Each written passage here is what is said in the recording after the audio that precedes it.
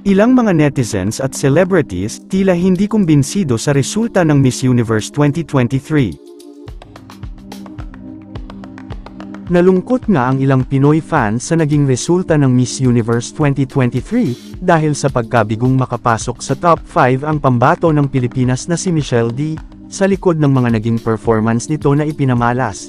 At isa nga rin si kapuso actress na si Rian Ramos sa mga Pinoy na tila kumukwestiyon sa hindi pagpasok ni Michelle D sa top 5 finalists sa Miss Universe 2023 pageant, tulad ng halos lahat ng pageant fans sa Pilipinas. Parang hindi rin kumbinsido si Rian sa naging resulta ng international pageant, hanggang sa top 10 lang umabot ang journey ni Michelle D, sa ika-72 edisyon ng Miss Universe na ginanap sa El Salvador noong November 19 ng umaga. Ang kinoronahang bagong reyna ay ang pambato ng Nicaragua na si Shaynas Palacios. Sa kanyang ex account dating Twitter, nagpost si Rian na BFF ni Michelle D ng salitang something, kasunod ng 3 fish emoji. Ang paniniwala ng mga netizens, feeling ni Rian ay may something fishy sa naging resulta sa katatapos lamang na Miss Universe 2023, marami namang umagree sa kapuso star. Ito'y sa gitna na rin ng pagkalat sa social media ng isang screenshot na umano'y galing sa official Instagram account ng Miss Universe organization, na kaagad naman umano itong binago, kung saan makikita sa unang post ang mga kandidatang nakapasok sa top 5. Dito makikita ang pangalan at litrato ni Michelle D sa 5 contestant sa halip na si Antonia Porcel ng Thailand. Kaya naman nagduda ang mga Pinoy sa naging resulta ng laban.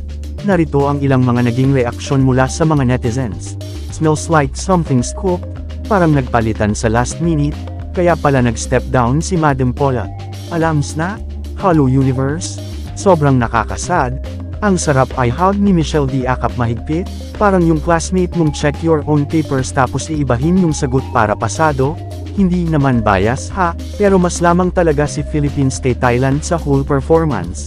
Kita naman natin dun palang sa preliminary angat talaga si MMD. Parang plano na ata papasukin si Thailand sa top 5, kasabay nito, naging trending topic din sa X, ang salitang Rob matapos matalo si Michelle D sa naturang pageant. Wala pang explanation ang Miss Universe organization tungkol dito.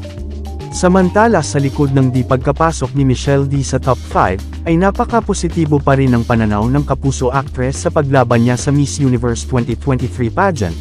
Agad nagbigay ng madamdaming mensahe si Michelle sa sambayan ng Pilipino. Nang hindi siya makapasok sa top 5, umabot lang ang pambato ng Pilipinas sa top 10.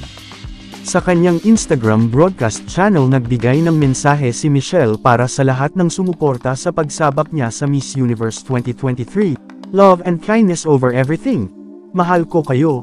Ang bahagi ng kanyang post, dagdag pa ng beauty queen, thank you so much for raising our flag with me. Marami namang nanghinayang sa pagkatalo ni Michelle D sa Miss Universe, dahil napakatindi ng kanyang ibinigay na performance sa ginanap na preliminary competition.